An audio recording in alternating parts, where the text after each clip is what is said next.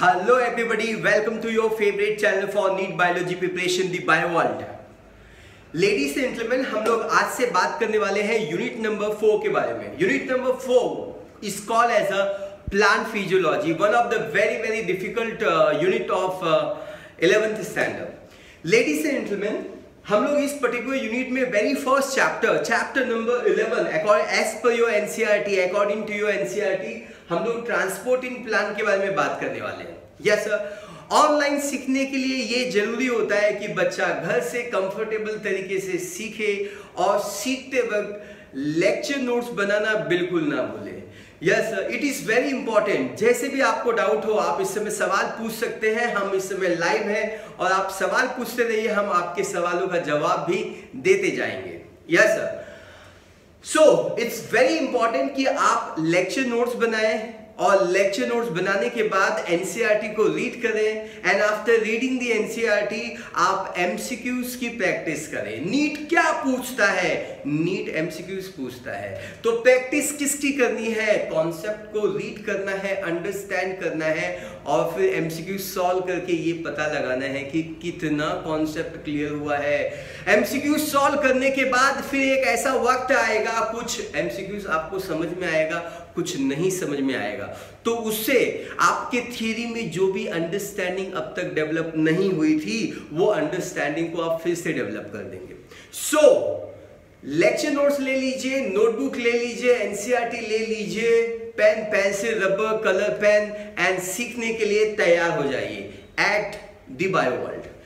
Ladies and gentleman, chapter number 11 video number 1 है. Video number 1 का नाम रहेगा इंट्रोडक्शन और इसके अंदर फर्स्ट टॉपिक हम कवर करेंगे. लेडीज एंड जेंटलमैन, जब हम लोग बात करते हैं प्लांट फिजियोलॉजी के बारे में, पहले प्लांट फिजियोलॉजी समझ लीजिए. प्लांट फिजियोलॉजी फिजियोलॉजी का मतलब होता है study of life process. Yes sir, so this is called as a plant physiology.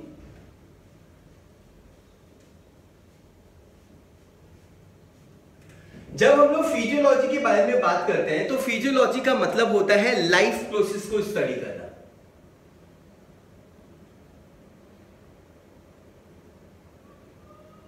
Life process. Physiology is a branch of biology which always deals with the study of life process. अरे क्या चल रहा है life में, क्या चल रहा है लाइफ में. ऐसा ही हमने एनिमल फिजियोलॉजी में भी सीखा था, ह्यूमन फिजियोलॉजी में भी सीखा था. अरे क्या चल रहा है ह्यूमन? अरे सर्कुलेशन चल रहा है, रेस्पिरेशन चल रहा है, डाइजेशन चल रहा है, कंट्रोल एंड कोऑर्डिनेशन चल रहा है, लोकोमोशन चल रहा है, मूवमेंट चल रहा है. अरे ये वो प्रोसेस कहलाते हैं जो ह्यूमन फिजियोलॉजी में स्टडी किए जाते हैं. ये आपके जीवन में हो जाते हैं, इसीलिए तो हम इसको लाइफ प्रोसेस कह जाते हैं. These are the process which are occurring, happening in the living organism. Yes sir.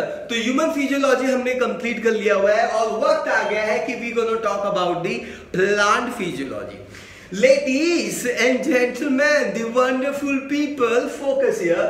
So plant physiology में हम लोग लाइफ प्रोसेस के बारे में बात करने वाले हैं. वो लाइफ प्रोसेस के बारे में बात करने वाले हैं जो प्लांट में होते हैं, जैसे कि transport in plant chapter number 11, mineral का nutrition that is called chapter number 12, plant growth and development कैसे होता है, फोटोसिंथेसिस कैसे होता है, रेस्पिरेशन कैसे होता है. इन सभी टॉपिक के बारे में हम लोग बात करने वाले हैं. We gonna start with the very first chapter called transport in plant. चलो सीखते हैं what exactly is the transport in plant. सबसे पहले आप इस बात को समझ लीजिए, trans is a change and the port is a place. Trans is a change and the port is a place. Change of a place called transportation. Transportation वो process कहलाता है, वो लाइफ प्रोसेस कहलाता है जिसमें ट्रांसपोर्ट होता है substances का. आपको पता है कि जब हम ह्यूमन फिजियोलॉजी अंडरस्टैंड कर रहे थे तो ह्यूमन फिजियोलॉजी में ट्रांसपोर्ट के लिए इंसानों में, जानवरों में, एनिमलों में, ह्यूमनों में, ह्यूमन मतलब हम लोगों में लाइफ प्रोसेस, ऐसा कौन सा लाइफ प्रोसेस है जो ट्रांसपोर्ट करता है? अभी जवाब दीजिए, ऐसा कौन सा लाइफ प्रोसेस है इंसानों में पाया जाता है जो ट्रांसपोर्ट में रोल प्ले करता है? बिल्कुल सही जवाब, यस सर, सर्कुलेटरी सिस्टम। इस सर्कुलेटरी सिस्टम में क्या आता है? इस सर्कुलेटरी सिस्टम में हार्ट आता है। Heart is a pumping organ. ये हमारे बॉडी में फ्लूइड को पंप करता है। वो फ्लूइड का नाम क्या कहलाता है जो पंप हो जाता है? दुनिया उसको सुना है ब्लड कह जाता है, यस, उसको ब्लड कहते हैं। सर्कुलेटिंग फ्लूइड, इंसानों में ब्लड रहता है। सर्कुलेटिंग ऑर्गन जो होता है उसमें आता है हार्ट, और ये सब कुछ जो स्टोरी होती है ये फ्लो होती है ब्लड वेसल के थ्रू।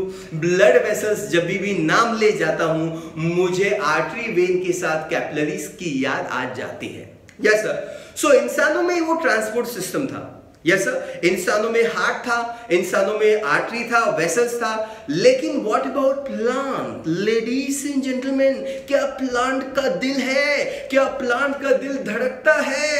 अरे प्लांट के पास दिल ही नहीं है, लेकिन उसको ट्रांसपोर्ट की जरूरत है क्या? अरे प्लांट है, मीट योर प्लांट। ये प्लांट, क्या तुमको ट्रांसपोर्ट की जरूरत है? ये बोलेगा कि ट्रांसपोर्ट की जरूरत है। अरे क्यों जरूरत है, जरा पता लगाने की कोशिश करते हैं। ये जो ब्लू कलर दिखाई दे रहा है, it is nothing but the soil. क्या है बच्चों? सॉइल है। और इस सॉइल में कौन रहता है? इस सॉइल में ऑक्सीजन रहता है बच्चों। इस पर्टिकुलर सॉइल में मिनरल्स रहते हैं बच्चों। इस पर्टिकुलर सॉइल में water, no जीवन possible without water, yes sir, is that clear? पानी के बगैर जीवन कहीं नहीं बन सकता, चाहे वो मार्स हो, चाहे वो मून हो, चाहे वो पृथ्वी हो, yes sir. Ladies and gentleman, ये है सॉइल, और सॉइल जो होता है प्लांट का वो सोर्स ऑफ ऑक्सीजन होता है, वो सोर्स ऑफ वाटर होता है, वो सोर्स ऑफ मिनरल होता है। लेकिन ये सारा ऑक्सीजन ये पत्ते को भी चाहिए। यहां पे पड़ा हुआ है bird, this structure is called as a bird, yes sir. ये बर्ड सबसे टॉप पे प्रेजेंट है। सबसे टॉप के बर्ड को मॉर्फोलॉजी में क्या बोलते हैं? आप पाइकल बर्ड या टर्मिनल बर्ड, जो सबसे एंड पे पाया जाता है। तो ये जो वाटर है, ये जो मिनरल है जो सॉइल में प्रेजेंट है, उसको अब ट्रांसपोर्ट होना होगा from the soil, from the root to the shoot, to the stem, to the leaf, to the fruit, to the flower, to the bird, ये सभी के पास ट्रांसपोर्ट होना होगा। और इस ट्रांसपोर्ट के लिए ट्रांसपोर्ट सिस्टम की तो जरूरत होगी। ट्रांसपोर्ट सिस्टम की जरूरत होगी ना। अगर आप एक जगह से दूसरी जगह पे जाना चाहते हैं तो आपको ट्रांसपोर्ट की जरूरत होगी या नहीं होगी? ऑफ कोर्स जरूरत होगी। प्लान में तो ज्यादा बेटर ट्रांसपोर्ट सिस्टम की जरूरत होगी। अरे क्यों? क्योंकि प्लांट की हाइट जो होती है ना, प्लांट की हाइट वो हम लोगों की हाइट से बहुत ज्यादा है। तो प्लान में तो और बेटर ट्रांसपोर्ट सिस्टम की जरूरत होगी। लेकिन आपको तो ये बात मैंने बताया है, प्लांट ये जो ऑर्गेनिज्म कहलाता है, इसके पास कोई भी हार्ट नहीं आता है, इसके पास कोई भी पंपिंग स्ट्रक्चर नहीं है, और फिर भी इसकी हाइट बहुत ज्यादा है। इसकी हाइट ज्यादा होने के बावजूद भी इनके पास हार्ट नहीं है, और हार्ट नहीं है मतलब पंपिंग ऑर्गन नहीं है, पंपिंग स्ट्रक्चर नहीं है। तो एक बहुत बड़ा सवाल उठ जाता है कि कैसे बिना हार्ट के, बिना किसी ब्लड के, बिना किसी सिस्टम के ये कैसे इसमें ट्रांसपोर्ट हो सकता है? पानी का ट्रांसपोर्ट कैसे होगा? मिनरल का ट्रांसपोर्ट कैसे होगा? ऑक्सीजन का ट्रांसपोर्ट कैसे होगा? ये जो हरा हरा पत्ता दिखता है, ये हरा हरा पत्ता जैसे ही गुड मॉर्निंग होता है, सन निकलता है, फोटोसिंथेसिस कर जाता है, वो फोटोसिंथेसिस करके वो फूड को बनाता है। इसके फूड को तो नीचे आना होगा ना, रूट को तो फूड मिलना चाहिए ना, रूट तो फोटोसिंथेसिस नहीं करता ना। Ladies and gentlemen, transport in plant very very important, yes sir. So ये जो प्लांट होता है, अगर मैं पूछूं कि प्लांट में ट्रांसपोर्ट सिस्टम एनिमल से या ह्यूमन से कैसे अलग होता है, तो हम लोग सबसे पहला पॉइंट लिखेंगे, नो हार्ट। इनके पास दिल नहीं है, इनके पास पंपिंग स्ट्रक्चर नहीं है, इनकी हाइट ज्यादा है, मोर हाइट, इनकी हाइट ज्यादा है, they are much taller। तो ये बात आपको पता होनी चाहिए, yes sir, is that clear? Number 3 point, हम लोग सीखने की कोशिश करते हैं कि इनमें ट्रांसपोर्ट एग्जैक्टली कैसे होगा। तो आपको पता होना चाहिए कि ये जो सॉइल है वही सॉइल है, ये ऑक्सीजन का सोर्स है, वाटर का सोर्स है, एंड यहीं से इसी सॉइल से, ये जो ब्लू कलर का सॉइल है, इसी सॉइल से प्लांट क्या एब्जॉर्ब करेंगे, मिनरल्स भी एब्जॉर्ब करेंगे। So there will be absorption of minerals as well. So I think ये सारे पॉइंट्स आपको क्लियर है। अब हमको ये समझना है कि जब हम लोग प्लांट के बारे में बात, तो किन सब्सटेंस का ट्रांसपोर्ट इसके अंदर होता है। तो आप ये अंडरस्टैंड कर लीजिए, यहाँ पे वाटर का ट्रांसपोर्ट होगा, ऑक्सीजन का ट्रांसपोर्ट होगा, मिनरल्स का ट्रांसपोर्ट होगा। कॉन्सेप्ट क्लियर है। लेकिन इसके अलावा यहां पे ऑर्गेनिक सब्सटेंस का भी ट्रांसपोर्ट होगा।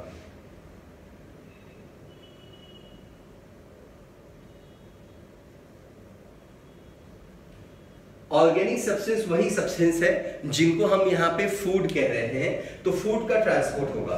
सो ये सारी चीजें होते हैं। कौन कौन से सब्सटेंस का ट्रांसपोर्ट होगा, तो oxygen, water, mineral and organic substances, that is food का ट्रांसपोर्ट होगा। अब हम लोग समझने की कोशिश करते हैं कि ये ट्रांसपोर्ट कैसे पॉसिबल होगा। ध्यान से समझिए। देखिए प्यारे बच्चों, ये जो सॉइल है, सॉइल के अंदर ही एक स्ट्रक्चर है प्लांट का जिसको हम लोग रूट बोलते हैं। रूट इन चीजों को एब्जॉर्ब करेगा। Yes sir. तो सॉइल में से रूट में किसी भी चीज को पास होना एक शॉर्ट डिस्टेंस ट्रैवलिंग है। Yes sir, short distance travelling है कि नहीं, एक छोटा सा डिस्टेंस है, बाहर से सीधा अंदर चला जाना है। तो इसके लिए ट्रांसपोर्ट के कुछ मैकेनिज्म है। Yes sir. So there will be absorption of water and mineral. Absorption होगा यहाँ पे, इसीलिए रूट परमपिता परमेश्वर ने रूट को दे दिया हुआ है। रूट क्या है exactly? Root is a absorbing organ.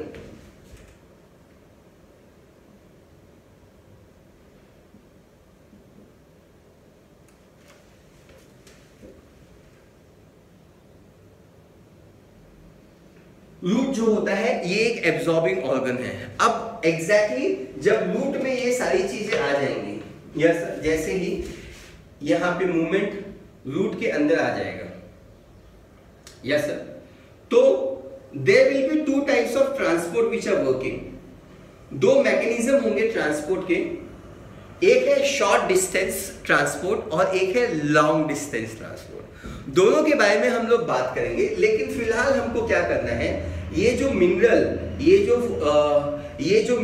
जो वाटर एग्जैक्टली इस रूट में आया है, इसको यहां रूट से ऊपर स्टेम की तरफ जाना होगा, उसको बड की तरफ जाना होगा, लीफ की तरफ जाना होगा। तो वो कैसे जाएगा? It will always go in the upward direction. ये ऊपर के डायरेक्शन में जाएगा, ये डायरेक्शन में मुड़ जाएगा, ऊपर के डायरेक्शन में जाएगा, ये डायरेक्शन में मुड़ जाएगा, ऊपर के डायरेक्शन में जाएगा, ये डायरेक्शन में भी मुड़ जाएगा, और फाइनली जो है वो बड तक पहुंचेगा। Yes sir. देखिए, अगर कोई भी चीज ऊपर से नीचे गिरती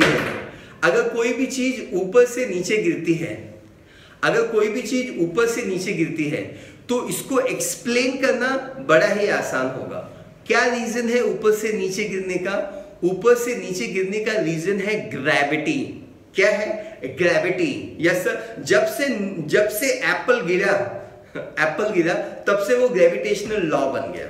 yes sir, is that clear? लेकिन यहां पे हम लोग ऊपर से नीचे के बारे में बात नहीं कर रहे हैं। लेडीज एंड जेंटलमैन, यहाँ पे हम नीचे से ऊपर के बारे में बात कर रहे हैं। सो अगर कोई भी चीज नीचे से ऊपर के बारे में बात कर रहे हैं तो ये अगेंस्ट ग्रेविटी है, इसमें ग्रेविटी वर्क नहीं कर रही है।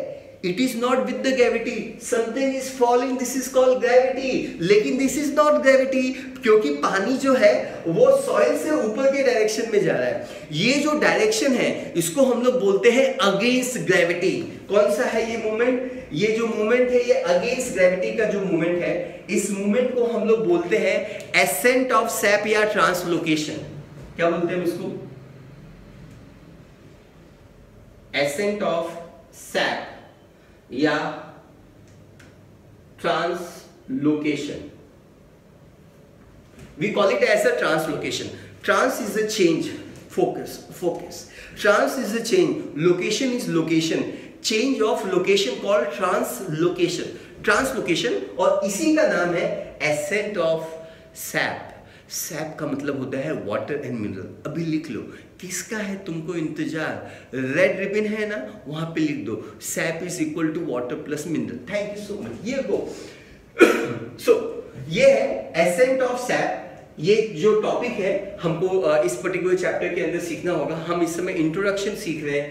जैसे हमको सॉइल के बारे में सीखना होगा, हमको ये रूट के बारे में सीखना होगा, हमको शॉर्ट डिस्टेंस ट्रांसपोर्ट क्या होता है, लॉन्ग डिस्टेंस ट्रांसपोर्ट क्या होता है और ये कैसे होता है, इसके बारे में भी हमको जरूर सीखना होगा. Here we go. So हमने ascent of sap सीखा.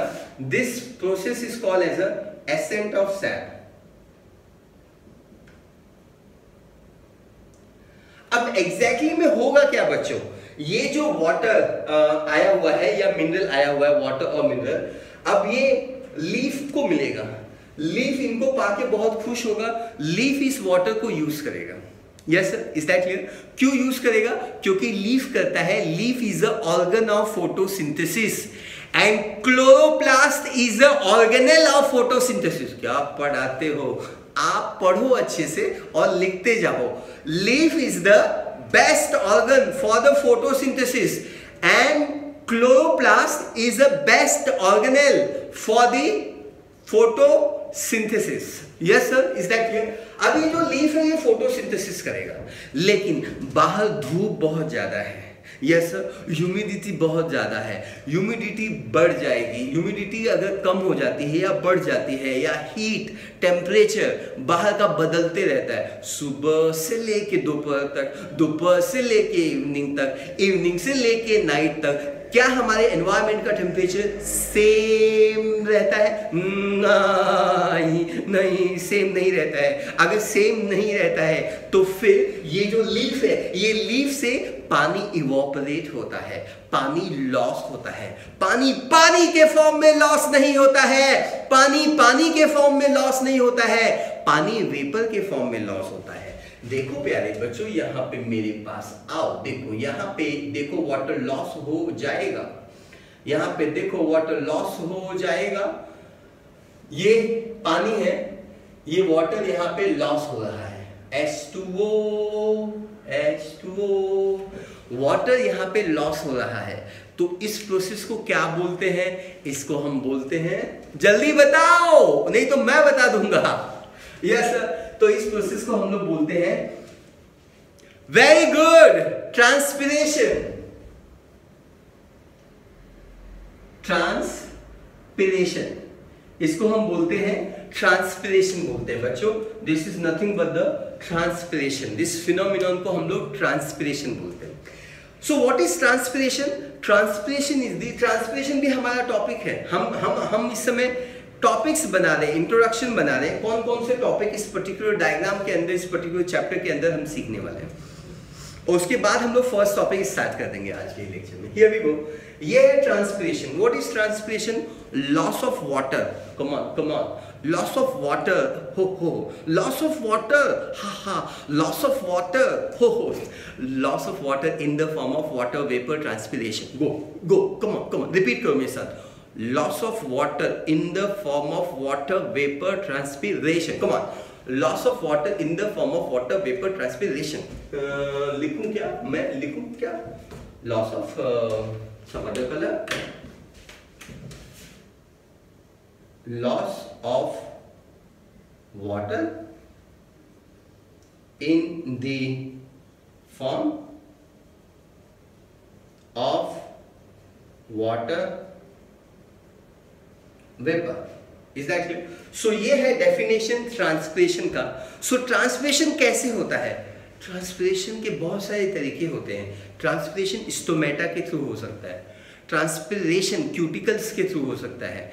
ट्रांसपिरेशन लेंटिसेल की वजह से हो सकता है. इन सारी चीजों के बारे में इस टॉपिक के अंदर हम लोग जरूर बात करेंगे. लेडीज एंड जेंटलमैन, तो क्या हम लोगों को ऑक्सीजन, वाटर और मिनरल के ट्रांसपोर्ट की जरूरत है? तो वो ट्रांसपोर्ट तो हमने अपवर्ड डायरेक्शन में, अगेंस्ट ग्रेविटी में, हम लोग ने एसेंट ऑफ सैप में हम इसको स्टडी करेंगे. लेकिन इसके अलावा ये तीनों केमिकल के अलावा आपको ट्रांसपोर्ट करना है कुछ ऐसे मिनरल जो ऊपर से नीचे और नीचे से ऊपर दोनों डायरेक्शन में ट्रांसपोर्ट होते हैं। आपको फूड को ट्रांसपोर्ट होना होगा। फूड समझते हो, प्लांट किंगडम प्लांटे में आता है। प्लांट किंगडम प्लांटे में आता है। किंगडम प्लांटे में जो भी आता है उसके पास मैंने ऐसा सुना है क्लोरोप्लास्ट पाया जाता है। क्लोरोप्लास्ट वो सेल ऑर्गेनेल कहलाता है। लीफ के अंदर बहुत ही ज्यादा क्वांटिटी में पाया जाता है, इसीलिए लीफ एक ऑर्गन कहलाता है जिसमें फोटोसिंथेसिस हो जाता है। प्लांट हमेशा आत्मनिर्भर कहलाता है क्योंकि उसको अपना खाना बनाने के लिए किसी की जरूरत नहीं पड़ पाता है। जैसे ही सनलाइट आता है उस लाइट को एब्जॉर्ब करके वो अपने फूड को बनाता है। लेकिन मुझे ये बात समझ में नहीं आता है कि वो खाना इस रूट तक कैसे आता है या वो खाना इस बर्ड तक कैसे आता है। इस सवाल के साथ मैं आपको थोड़ा सा आंसर बताता है कि मुझे एक बात याद आता है कि जैसे ही ये पत्ता फूड को बनाता है, शुगर मॉलिक्यूल्स को बनाता है, रेड कलर शुगर मॉलिक्यूल कहलाता है, तो ये शुगर मॉलिक्यूल ऊपर के डायरेक्शन में भी जाता है, नीचे के डायरेक्शन में भी जाता है, साइड के डायरेक्शन में भी जाता है, रूट के डायरेक्शन में भी ये जाता है। Yes sir, is that clear? I hope आपको ये डायरेक्शन समझ में आ रहा है। Yes sir. सो ये जो फूड बना हुआ है, ये फूड ऊपर के डायरेक्शन में भी जाता है, नीचे के डायरेक्शन में भी जाता है, साइड के डायरेक्शन में भी जाता है और नीचे के डायरेक्शन में भी ये जाता है। सो फूड का जो ट्रांसपोर्ट होता है, शुगर का जो ट्रांसपोर्ट होता है, वो एक डायरेक्शन में नहीं होता है, वो मल्टी डायरेक्शनल होता है। वो ऊपर से नीचे भी हो सकता है, लेकिन कभी किस्मत खराब होती है, पतझड़ का कभी किस्मत खराब होती है, किसकी? पत्ते की या प्लांट की कभी किस्मत खराब होती है। पतझड़ का मौसम जब आता है, ये पत्ता प्लांट से गिर जाता है, तो फिर मैं ये सवाल उठाता है कि ये प्लांट फिर खाना कैसे खाता है। फिर मुझे ये बात समझ में आता है कि जब ये पत्ता था तब इसने बहुत सारा खाना बनाया था और उस खाने को ट्रांसपोर्ट करके रूट में स्टोर किया था। इसीलिए तो रत्तालू का मतलब होता है स्वीट पोटैटो। स्वीट पोटैटो इतना मोटा क्यों हो गया? स्वीट पोटैटो इतना मोटा क्यों हो गया? स्वीट पोटैटो रूट कहलाता है। ये इतना मोटा इसलिए हो जाता है क्योंकि जब उसका प्लांट फोटोसिंथेसिस कर जाता है तो ये पत्ता खुद तो शुगर को यूज कर जाता है, लेकिन शुगर को ट्रांसपोर्ट करके रूट को भी दे जाता है। रूट को जैसे ही वो मिल जाता है, रूट मोटा हो जाता है और इसीलिए तो स्वीट पोटैटो हमको सोलन नजर आता है। इसीलिए तो हम उसको ट्यूबरस रूट कह जाता है। स्वीट पोटैटो एक ट्यूबरस रूट है, ये रूट ट्यूबरस है, लेकिन अपना आलू, यस अपना आलू, वड़े का आलू, ये जो वड़े का आलू होता है, वेजिटेबल बनाने वाला जो आलू होता है, वो स्टेम ट्यूबस होता है। मॉर्फोलॉजी पढ़ाया था, मॉर्फोलॉजी पढ़ाया था ना। सो ये जो स्टेम ट्यूबस होता है, ये स्वीट पोटैटो, ये रेगुलर जो वड़ा बनाने वाला जो पोटैटो है वो होता है। आपको समझ में आ रहा है? यस। तो ये जो वड़ा बनाने वाला पोटैटो है, सोलोनम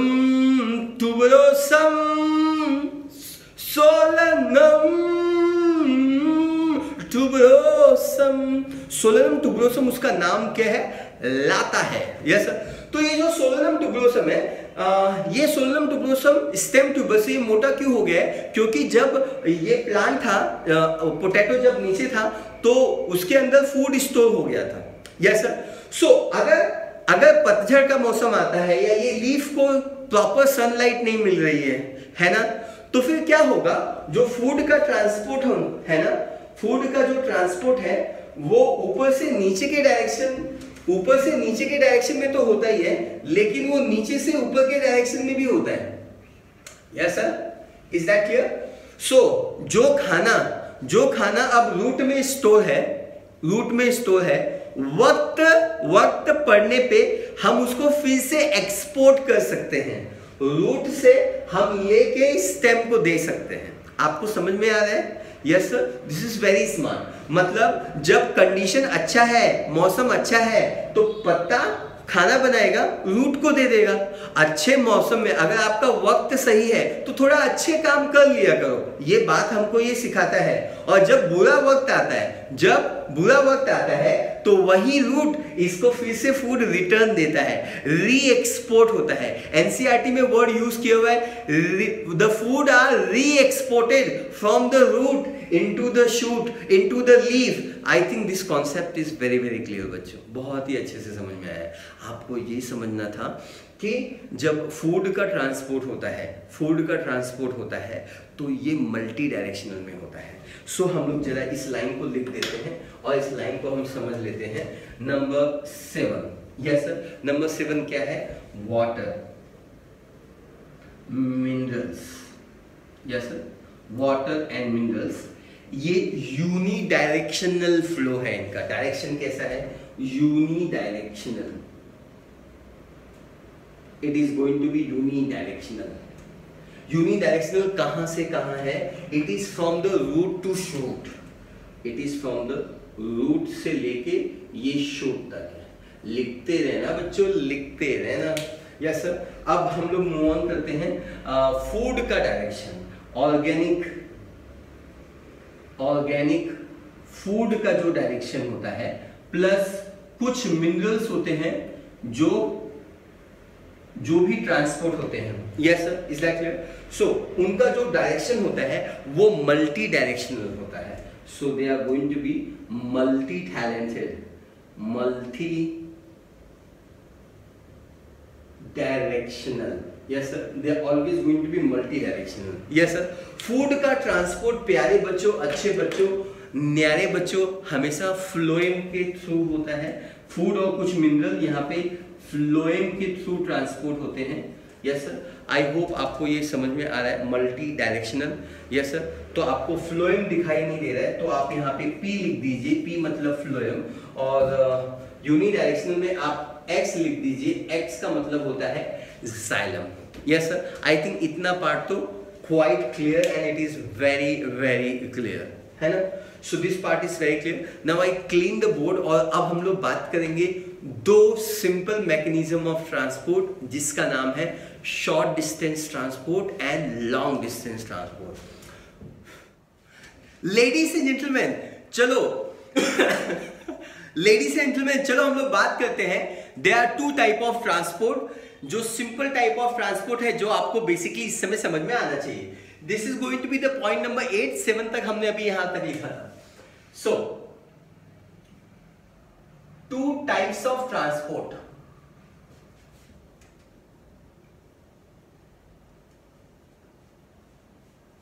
दो टाइप के ट्रांसपोर्ट होते हैं जिनके बारे में हमको सीखना है। सबसे पहला A is a short distance transport.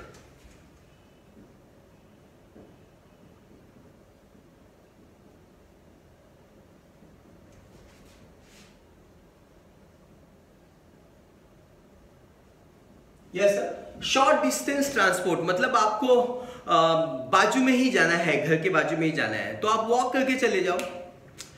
Bike ले लो, स्कूटी ले लो, ऑटो ले लो, इन सबको हम लोग बोलेंगे शॉर्ट डिस्टेंस। यस सर, छोटी वाली कार ले लो, है ना? अगर आपको लॉन्ग डिस्टेंस ट्रेवल करना है, yes sir, you want to go to Nanded, right? So if you want to go to Nanded, then आपको ट्रेन यूज करना होगा, आप फ्लाइट यूज कर लो, ये लॉन्ग डिस्टेंस हो गया। Yes sir, so ladies and gentleman जब हम लोग शॉर्ट डिस्टेंस के बारे में बात करते हैं, ऐसा समझिए मेरे पास ये एक सेल है, I have this one cell, अच्छा वाला सेल है, हाँ। आई हैव अनदर सेल, इसके बाजू में ही है, I have another kind of cell. Yes sir, ये सेल है। अगर मैं बोल रहा हूं शॉर्ट डिस्टेंस ट्रांसपोर्ट के बारे में, यस सर, अगर मैं शॉर्ट डिस्टेंस ट्रांसपोर्ट के बारे में बात कर रहा हूं, तो मैं किस ट्रांसपोर्ट सिस्टम के बारे में बात कर रहा हूं, या शॉर्ट डिस्टेंस कैसे होगा? शॉर्ट डिस्टेंस का मतलब है, अगर ये मेरे पास कोई भी स्ट्रक्चर है और ये जो स्ट्रक्चर है ये यहाँ पे ट्रांसपोर्ट होना चाहता है साइटोप्लाज्म में, तो साइटोप्लाज्म में ट्रांसपोर्ट हो सकता है। यस सर, कौन से प्रोसेस से? सभी को मालूम है सभी को मालूम है साइटोप्लाज्म में यूकैरियोटिक सेल के साइटोप्लाज्म की ये खास बात कहलाती है। इस खास बात की वजह से साइटोप्लाज्म होता है वो फिक्स नहीं होता है, वो हमेशा सर्कुलर मोशन मूवमेंट करता है साइक्लोसिस तरीके से। तो अगर आपको शॉर्ट डिस्टेंस ट्रांसपोर्ट करना है तो शॉर्ट डिस्टेंस में सबसे पहला जो ट्रांसपोर्ट होता है वो होता है साइक्लोसिस। यस सर, साइक्लोसिस का अभी मैं आपको वीडियो दिखाऊंगा। Yes sir, just now, just थोड़ा सा इंतजार कीजिए। साइक्लोसिस एक सिंपल तरीका है। साइक्लोसिस किस वजह से होता है?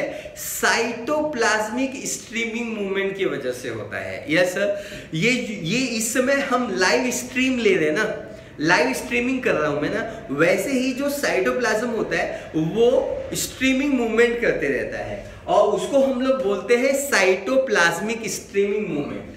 क्या बोलते हैं हम इसको? साइटोप्लाज्मिक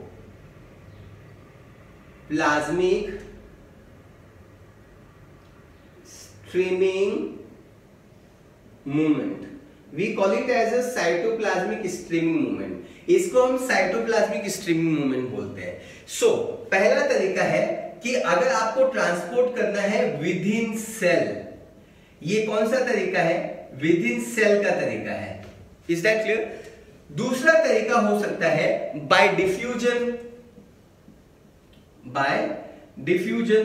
डिफ्यूजन से आप क्या कौन सा ट्रांसपोर्ट कर सकते हो? डिफ्यूजन से आप किसी भी मॉलिक्यूल को इस मेम्ब्रेन के बाहर भेज सकते हो और इस मेम्ब्रेन के अंदर भी भेज सकते हो। Yes sir. सो अगर ये ट्रायंगल मॉलिक्यूल को आप बाहर भेजना चाहते हो तो वो बाहर भी आ सकता है। Is that clear? और अगर आप उसको अंदर भेजना चाहते हो इस स्क्वायर मॉलिक्यूल को, तो ये स्क्वायर मॉलिक्यूल अंदर भी आ जाएगा। ये स्क्वायर मॉलिक्यूल अंदर भी आ जाएगा। मेरे ख्याल से आपको समझ में आ रहा है, ये डिफ्यूजन की वजह से होता है। डिफ्यूजन क्या होता है? डिफ्यूजन का मतलब होता है ये जो मूवमेंट हमने अभी अभी आपको दिखाया, it is going to be across membrane. It is across,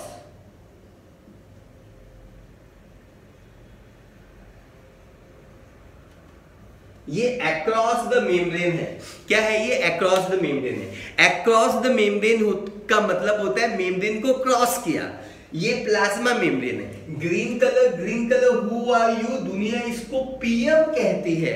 और पीएम अंदर से अगर बाहर गया तो प्लाज्मा मेम्ब्रेन के थ्रू ही पास करेगा और बाहर से अंदर गया तो भी प्लाज्मा मेम्ब्रेन के थ्रू पास करेगा। इसको हम लोग बोलते हैं diffusion across the membrane. So cyclosis पहला तरीका, डिफ्यूजन दूसरा तरीका। अब आपको ये समझ में आ जाना चाहिए, डिफ्यूजन से आप खाली प्लाज्मा मेम्ब्रेन के अक्रॉस में पास हो सकते हो, या इस सब्सटेंस को अगर यहां से, ये जो स्क्वायर है इसको यहां से यहां क्रॉस करना है तो क्या ये क्रॉस कर सकता है? एब्सोल्यूट तरीके से क्रॉस कर सकता है। इसको भी हम ना शॉर्ट डिस्टेंस मूवमेंट ही बोलेंगे। तो सबसे पहले विद इन सेल, फिर हमने बोला अक्रॉस मेम्ब्रेन, अब हम बोल रहे हैं between cell in the tissue. Yes sir, अब मैं क्या बोल रहा हूं? Between cell, between cells within tissue.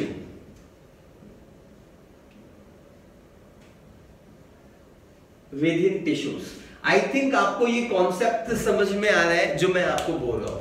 सो शॉर्ट डिस्टेंस ट्रांसपोर्ट वो ट्रांसपोर्ट कहलाता है जो विद इन द सेल जो within the cell, number 1, number 2 across the membrane, number 2, number 3 between cells within tissue. Tissue जो होता है वो cell से बना होता है। तो ये दो तरीके से होता है। पहला है साइक्लोसिस, दूसरा है डिफ्यूजन। डिफ्यूजन का मतलब सभी को मालूम है, diffusion is the movement of atoms, molecule या आयंस ऑफ सॉलिड, लिक्विड और गैस। किसी भी मॉलिक्यूल का ट्रांसपोर्ट होना हाई कॉन्सेंट्रेशन से लो कॉन्सेंट्रेशन। आप सभी को तो मालूम है नेचर का फर्स्ट लॉ, नेचर का फर्स्ट लॉ, हमारी प्रकृति का पहला नियम है law of balance. Law of balance हमको ये बात बोलता है nothing should be high, nothing should be low, nothing should be more, nothing should be less, everything has to be in equilibrium state. संतुलन में ही जीवन की आधारशिला है। Yes sir, is that balance? Yes sir, balance की जरूरत है। आपका बॉडी टेम्परेचर हमेशा 37 मेंटेन होता है। ज्यादा हो गया तो बुखार का इरादा है, कम हो गया तो ठंडी से मर जाओगे। यस सर, हार्ट बीटिंग 72 पर मिनट होती है। इससे ज्यादा हो गया तो थोड़ा ठीक है, लेकिन बहुत ज्यादा हो गया तो हाइपर टेंशन में मर जाओगे। अगर इससे कम हो गया तो हाइपोटेंशन से मर जाओगे।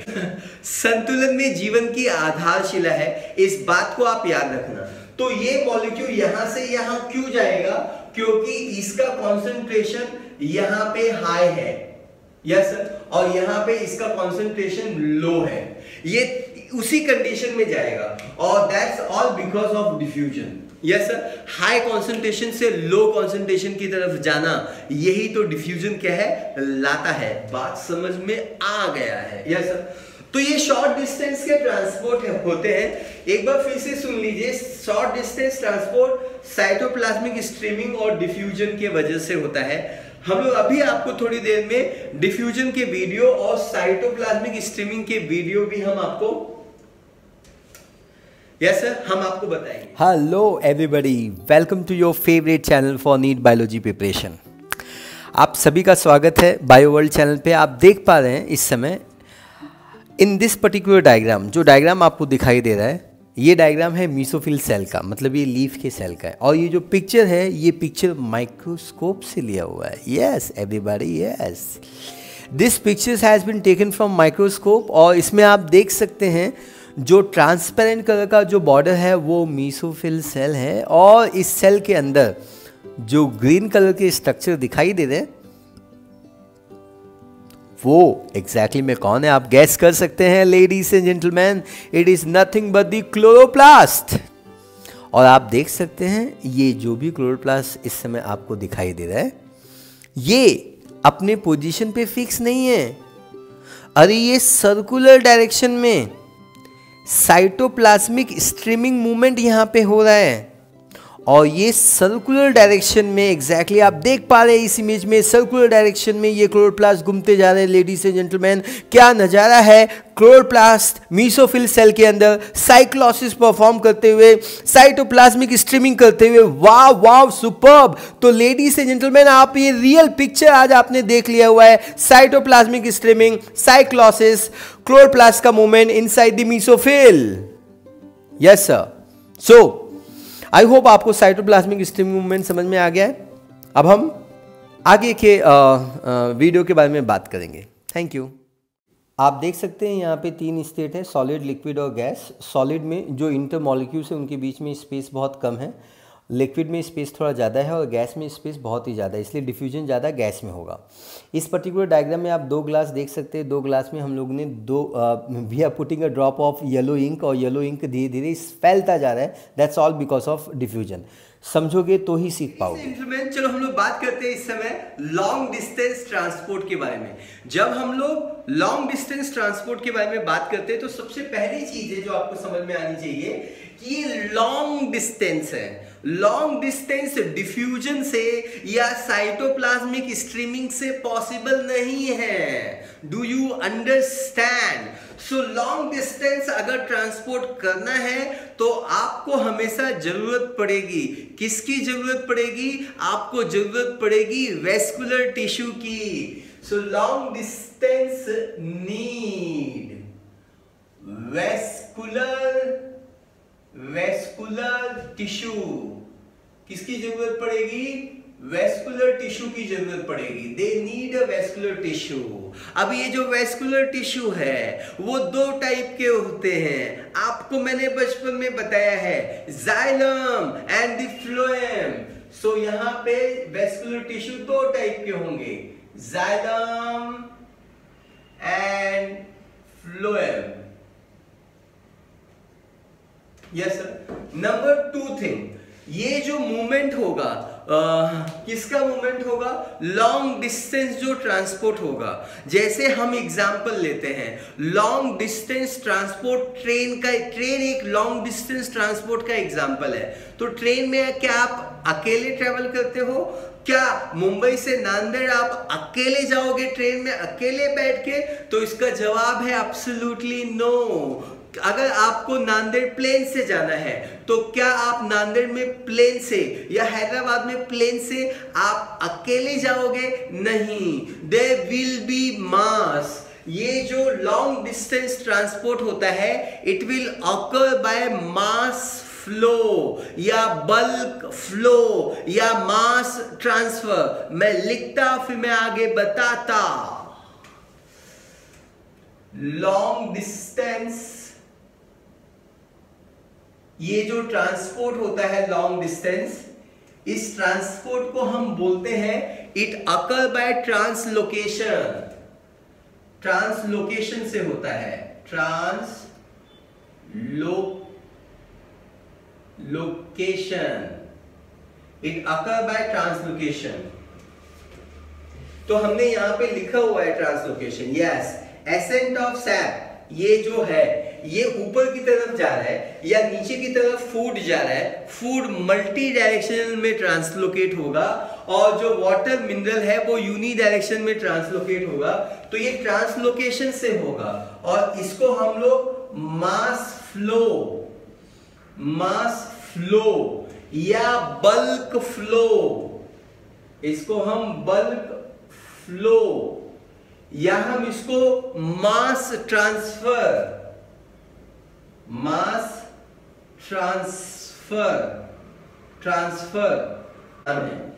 ट्रांसलोकेशन को हम मास फ्लो, बल्क फ्लो या हम बल्क ट्रांसफर भी बोलते हैं। यस सर, ध्यान से समझना बच्चों, ध्यान से समझना। अब बच्चों को ऐसा लगता है कि क्या ये जो फूड है वो ऊपर से नीचे डिफ्यूजन से पास हो, उसको हम डिफ्यूजन बोले तो चलेगा क्या?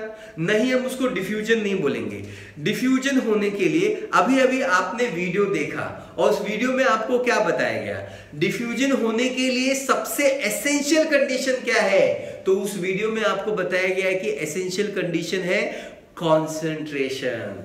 कॉन्सेंट्रेशन ज्यादा होगा। अगर ये परफ्यूम है तो परफ्यूम को जब आप प्रेस करते हैं, जब आप इसको प्रेस करते हैं तो इसमें से चीजें निकलती हैं। जो भी इसके अंदर परफ्यूम है वो निकलता है। क्यों निकलता है? क्योंकि इसके अंदर कॉन्सेंट्रेशन ज्यादा भरा गया है। इफ इसके अंदर मोर कॉन्सेंट्रेशन है तो वो बाहर जरूर निकलेगा। मूवमेंट हमेशा, डिफ्यूजन हमेशा हाई कॉन्सेंट्रेशन से लो कॉन्सेंट्रेशन की तरफ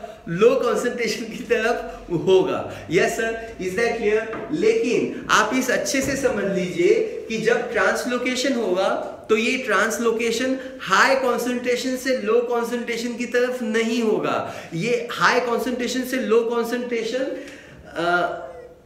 के बजाय ये प्रेशर के वजह से होगा। It will occur from the pressure gradient के वजह से होगा। प्रेशर ग्रेडियंट मतलब जहां पे ज्यादा प्रेशर है और जहां पे कम प्रेशर है तो high pressure to low pressure के डायरेक्शन में होगा। यस सर, लेकिन डिफ्यूजन किससे होता है? डिफरेंस समझो, ये बाबा नीट है, नीट। डिफ्यूजन मेरे साथ बोलो, डिफ्यूजन ऑलवेज अकर बाय, बोलो, diffusion always occur bye concentration gradient. Mass flow translocation always occur by pressure gradient. Concentration gradient, pressure gradient. Concept clear है? Very good. अब मैं आपको बताना चाहता हूं कि आपके एनसीईआरटी में कौन कौन से टॉपिक हैं। यस सर, देखिए, These are the list of topic जो आपके एनसीईआरटी में प्रेजेंट है। अब ये लिस्ट ऑफ टॉपिक्स हम लोग पढ़ने वाले हैं। इसमें पहला क्या है? इसमें पहला है मीन्स ऑफ ट्रांसपोर्ट। तो हम लोग मीन्स ऑफ ट्रांसपोर्ट के बारे में आप पढ़ने जा रहे हैं। Yes sir, is that clear? चलो, ये भी गो। तो चलो बात करते हैं शॉर्ट डिस्टेंस ट्रांसपोर्ट और लॉन्ग डिस्टेंस ट्रांसपोर्ट में डिफरेंस क्या है। Number 1 point, short distance transport में vascular tissue is not used. Vascular tissue not used. Yes, xylem और फ्लोएम की जरूरत नहीं है। Vascular tissue used, vascular tissue यहां पे यूज्ड होता है ना। देन नंबर 2 पॉइंट, ये कैसे होता है, how it occur, it always occur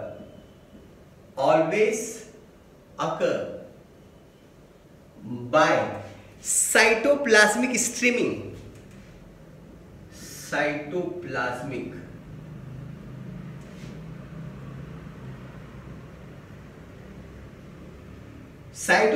streaming को हम साइक्लोसिस भी बोलते हैं, cyclosis. Yes sir. And it going to be involve the diffusion.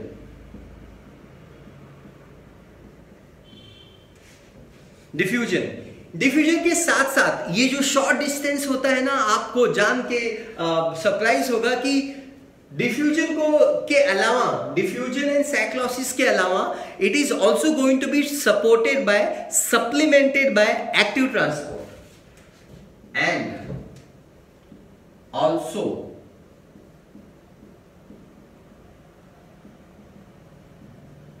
Supplemented by active transport.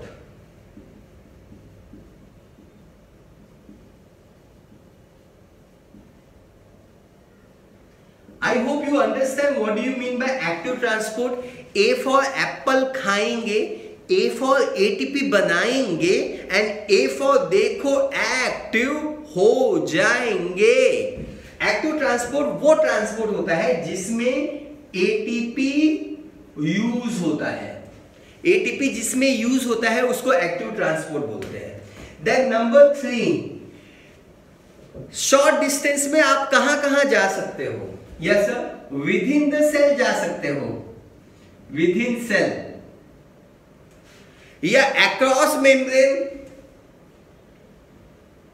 Across membrane आप जा सकते हो, बिटवीन सेल भी जा सकते हो, and between cells. Between cells कौन है? टिश्यूज है। क्योंकि जब एक से ज्यादा सेल आते हैं एक दूसरे से, देखो जुड़ जाते हैं, तब वो जाके देखो टिश्यू को बनाते हैं। वेस्कुलर टिश्यू नहीं चाहिए। Always occur by cytoplasmic streaming, cyclosis, diffusion, active transport. कहां होगा? कितना शॉर्ट डिस्टेंस में ट्रेवल कर सकते हैं? विद इन द सेल कर लो, अक्रॉस द मेम्ब्रेन कर लो, और between the cell. Is that clear? जब आप छोटे थे बचपन में, है ना, तो आपको कहां घूमने के लिए भेजा जाया करता था? जब आप 1 साल के थे तब आपको कहां भेजते थे पेरेंट्स? आपको बोलते थे घर में ही घूमो, है ना, एक बेडरूम से दूसरे बेडरूम में, हॉल से किचन में, एक ही घर में घूमते थे। This is called cytoplasmic streaming. फिर आपने क्या बोला? बार बार आप दरवाजे के पास जाते थे, पता नहीं क्या लगता था आपको दरवाजे पे, बार बार दरवाजे पे पास जाते थे, मम्मी लेके आती थी, आप जाते थे, मम्मी लेके आती थी। तो इसको बोलते हैं अक्रॉस द मेम्ब्रेन, है ना। और फिर आपने क्या किया? आपने नई सेटिंग कर ली, आपने बाजू के जो घर के जो बच्चे थे उनके साथ उनके घर जाके खेलना चालू कर दिए। सो बिटवीन द सेल मतलब 2 घर के बीच में। Do you understand? Oh my God, कितना आसान है, बायोलॉजी आसान है। Yes sir. हम लोग बात करते हैं लॉन्ग डिस्टेंस ट्रांसपोर्ट के बारे में। जब हम लोग लॉन्ग डिस्टेंस ट्रांसपोर्ट के बारे में बात करते हैं, लॉन्ग डिस्टेंस, तो आपको ये समझ में आ जाना चाहिए कि ये 2 ऑर्गन के बीच में होता है। मतलब it can be taking place from long distance, का मतलब ये होता है long distance from root to shoot, and vice versa, vice versa. Yes sir, is that clear? और ये कैसे होगा, ये कैसे होगा, कैसे होगा ये? तो ये होगा मास फ्लो से। ये कैसे होगा? By cytoplasmic streaming, by active transport, by diffusion. ये कैसे होगा? By mass flow, that is pressure gradient mechanism, that is pressure gradient. Yes sir, I think this particular part is over.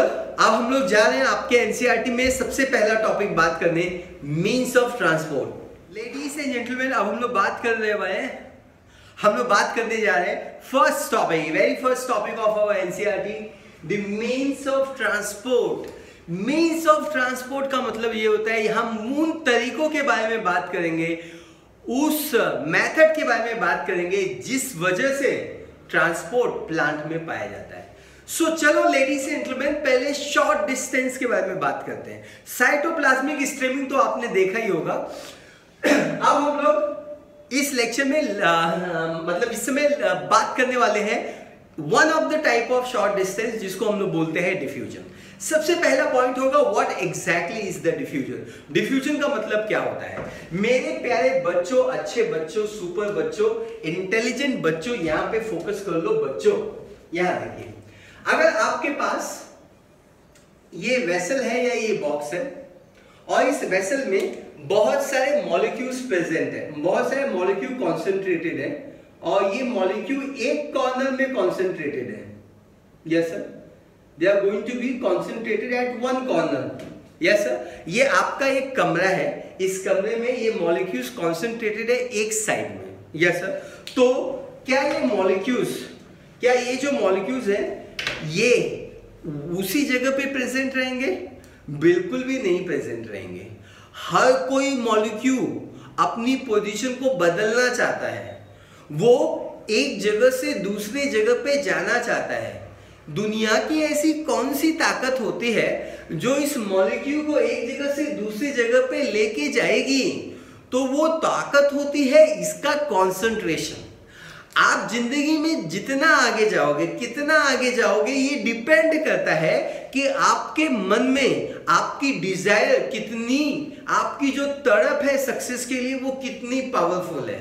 अगर आपकी Dzire बहुत ज्यादा है तो आपको कौन रोक सकता है? इस दुनिया में आगे जाने से बस खुद को आप रोक सकते हैं और आपके अलावा और कोई नहीं रोक सकता है। सो ये जो मॉलिक्यूल्स है ये भी अपना पोजीशन बदलना चाहता है। तो ये जो मॉलिक्यूल्स है, ये मॉलिक्यूल एक डायरेक्शन में यहां से ये अलग अलग डायरेक्शन में ये पास होना या स्प्रेड होना चालू हो जाएगा।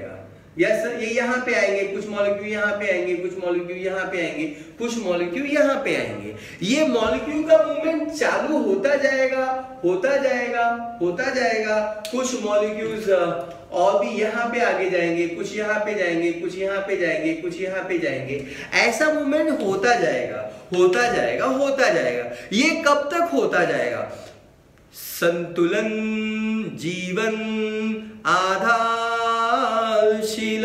संतुलन में जीवन की आधारशिला है। जब तक ये मॉलिक्यूल का कॉन्सेंट्रेशन रूम के सभी कॉर्नर में इक्वल तरीके से, इक्विलिब्रियम तरीके से फैल नहीं पाता है, तब तक ये मॉलिक्यूल मूव होगा। सो डिफ्यूजन, ये डायग्राम को देख के हम डिफ्यूजन के बारे में सीखना चालू करते हैं। सबसे पहला पॉइंट होगा definition. What is diffusion? Diffusion is the movement of atoms, molecule और आयंस। एटम्स भी मूव होता है, हाँ, मॉलिक्यूल्स भी मूव होता है, हाँ, आयंस भी मूव होता है, हाँ। किसका? सॉलिड का कि लिक्विड का कि गैस का? अरे तीनों का। Atoms, molecule, ions of solid, liquid or gas from high concentration to low concentration until an equilibrium state is going to be acquired. Yes sir. तो पहले पॉइंट लिखते हैं हम definition. Yes sir. Number 1 point is the definition. What is diffusion? Movement of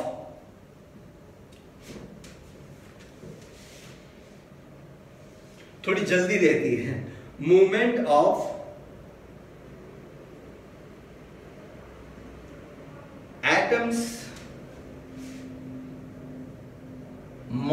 molecules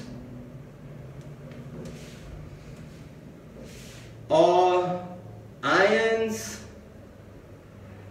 from atoms, molecule and movement and ions of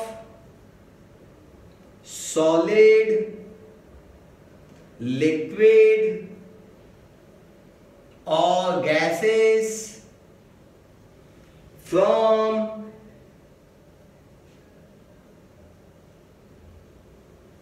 high concentration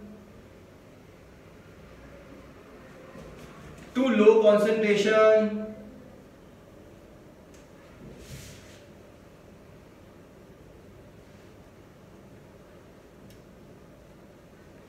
until an equilibrium state is acquired. Until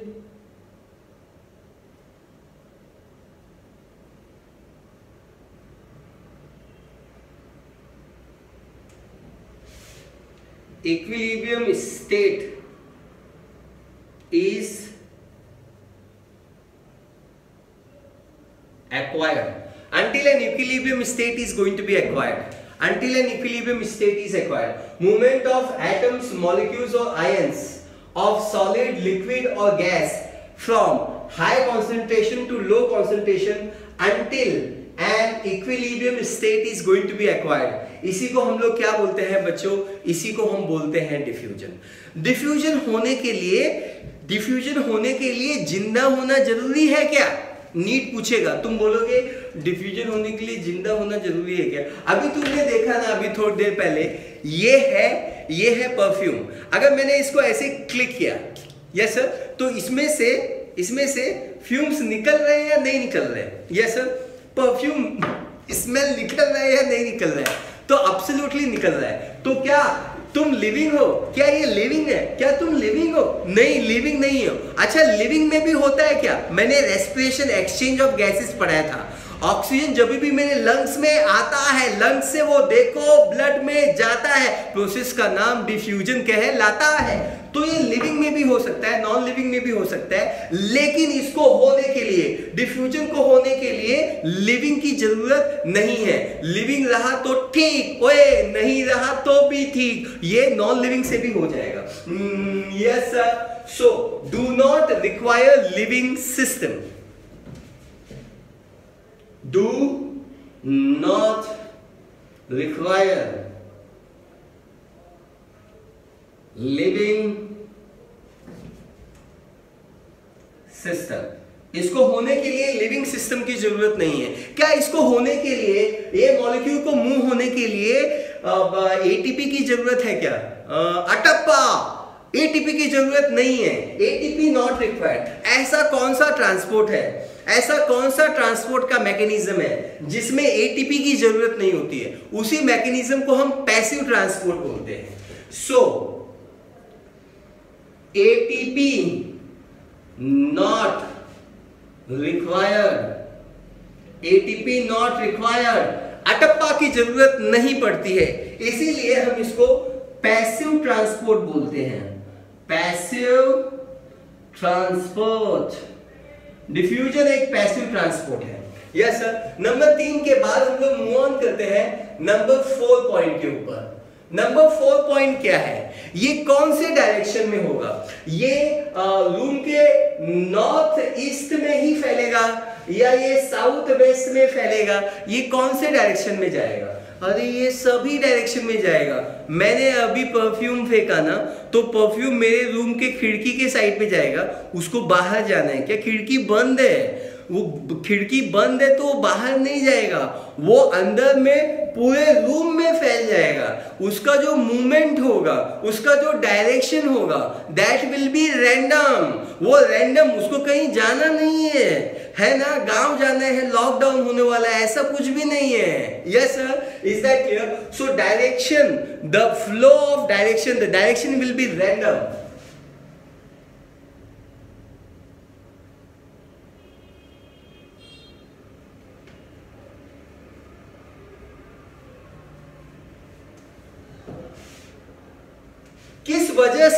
किस वजह से ये movement होगा? ये movement होगा with the concentration gradient.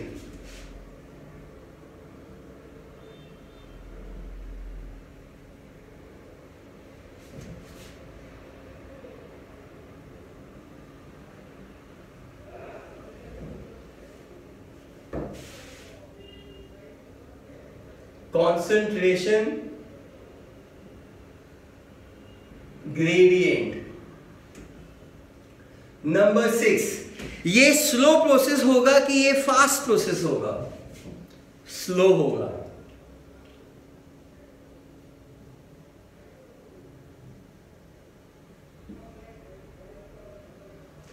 Diffusion होने के लिए क्या किसी मेम्ब्रेन के प्रोटीन की जरूरत पड़ती है क्या? ये जो डिफ्यूजन इस समय आप राइट नाउ पढ़ रहे हैं, इसको हम बोलते हैं सिंपल डिफ्यूजन। क्या बोलते हैं हम इसको? सिंपल डिफ्यूजन बोलते हैं। सिंपल डिफ्यूजन जो होता है, इसको ट्रांसपोर्ट होने के लिए या सिंपल डिफ्यूजन होने के लिए हमको किसी भी मेम्ब्रेन के स्पेसिफिक प्रोटीन की जरूरत नहीं पड़ती है। So do not require membrane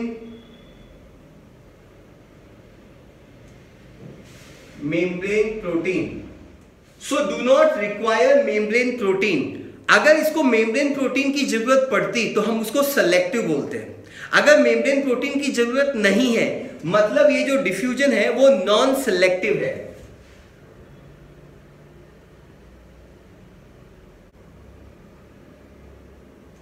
जैसे ही मैंने बोला कि मूवमेंट होगा हमेशा कॉन्सेंट्रेशन ग्रेडियंट, तो हम इसको डाउन हिल बोलते हैं। क्या बोलते हैं हम इसको?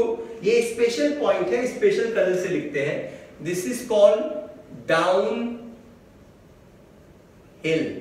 क्या बोलते हैं हम इसको? डाउन हिल बोलते हैं। अगर कोई भी चीज विद द कॉन्सेंट्रेशन ग्रेडियंट होती है, कॉन्सेंट्रेशन ग्रेडियंट के हिसाब से होती है, तो उसको डाउन हिल बोलते हैं। जैसे आप अपने बिल्डिंग में, अपने अपार्टमेंट में आप थर्ड फ्लोर से नीचे की तरफ आते हो, ग्राउंड फ्लोर से, तो ये डाउन हिल है। इसमें ज्यादा एनर्जी की जरूरत नहीं पड़ती, इसमें एनर्जी की जरूरत नहीं पड़ती है। ये विद द कॉन्सेंट्रेशन ग्रेडियंट है, हाई से लो है। Yes sir, is that clear? I think all this parts are very very clear to you. अब हम लोग ये समझते हैं कि अगर इसको किसी प्रोटीन की जरूरत नहीं है, यस सर, देखो इधर जरा समझ लो इस बात को, ये थोड़ा सा डिफिकल्ट है।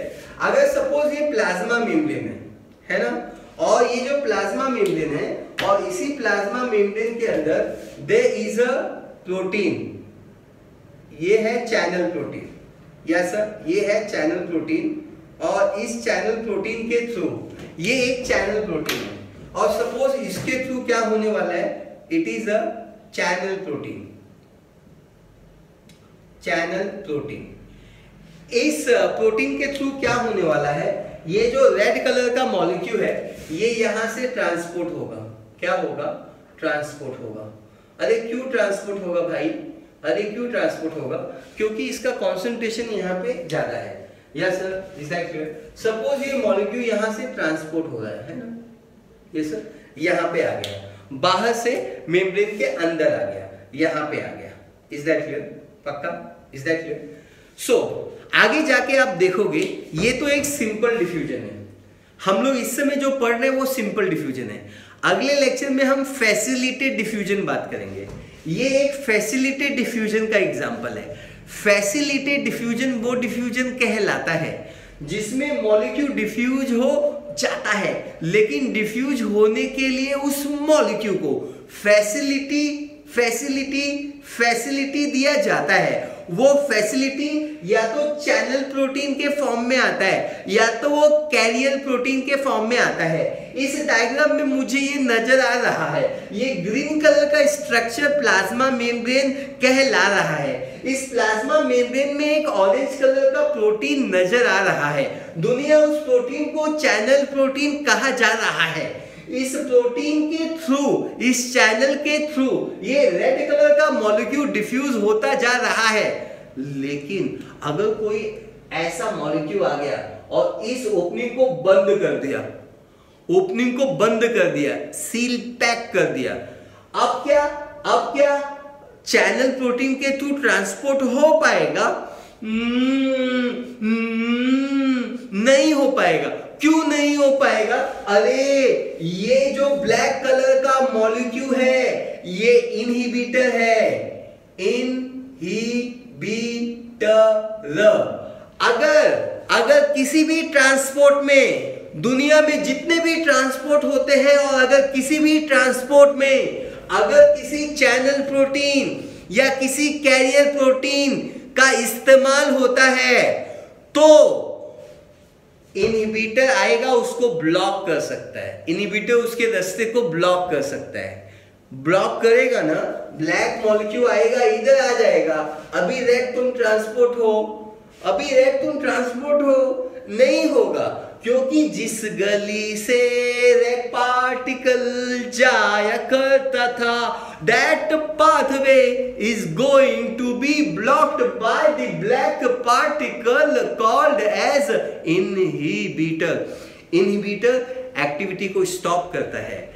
स्टॉप करने वाले को इनहिबिटर कहते हैं। मीनिंग में लिख लो, इनहिबिटर स्टॉप करने वाला है। Yes sir, is that clear? लेकिन ये जो सिंपल डिफ्यूजन है, हम लोग क्या पढ़ रहे हैं इस समय? हम लोग पढ़ रहे हैं इस समय सिंपल डिफ्यूजन। ये जो सिंपल डिफ्यूजन है, do not require membrane protein. अगर इसको मेम्ब्रेन प्रोटीन इसको जरूरत ही नहीं है तो इनहिबिटर इसको रोक सकता है क्या? आज चैनल प्रोटीन ये ब्लैक वाले इनहिबिटर से क्यों ब्लॉक हुआ? क्योंकि ये डिफ्यूजन ये ऑरेंज कलर के चैनल प्रोटीन के थ्रू हो रहा था। लेकिन सिंपल डिफ्यूजन होने के लिए नॉट रिक्वायर मेम्ब्रेन प्रोटीन, ना कैरियर प्रोटीन पाइजे ना चैनल प्रोटीन पाइजे। सिंपल डिफ्यूजन वो डिफ्यूजन कहलाता है सीधा मेम्ब्रेन के साथ हो जाता है। सो अगर इसको होने के लिए किसी मेम्ब्रेन प्रोटीन की जरूरत नहीं है, मतलब ये नॉन सेलेक्टिव है, मतलब it is not affected by inhibitor. It is not. अब इनहिबिटर को बाइंड करना है तो कहां बाइंड करेगा? अरे मेम्ब्रेन में प्रोटीन ही नहीं है, वो मेम्ब्रेन के थ्रू ही होता है। इनहिबिटर तो हमेशा प्रोटीन को बाइंड करेगा ना, तभी तो वो डिफ्यूजन को रोकेगा ना। So not affected by inhibitor, not affected by inhibitors। अब मुझे आपको बताना है नंबर 9 पॉइंट, डिफ्यूजन किसका ज्यादा होगा? डिफ्यूजन किसका ज्यादा होगा? डिफ्यूजन किस में ज्यादा होगा? गैस का डिफ्यूजन ज्यादा होगा, लिक्विड का डिफ्यूजन ज्यादा होगा, या सॉलिड का डिफ्यूजन ज्यादा होगा? Yes sir. तो आपको ये समझना है diffusion is obvious in gases. क्या लिखना है हमको? Diffusion is obvious in gases. Diffusion gases में और लिक्विड में ऑब्वियस है। Diffusion is obvious in gases and liquids.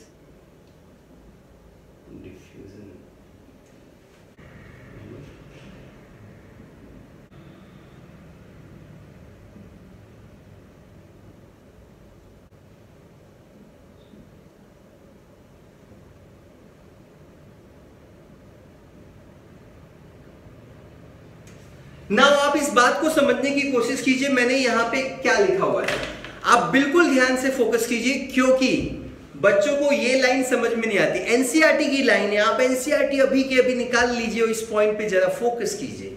Everybody India, come on India.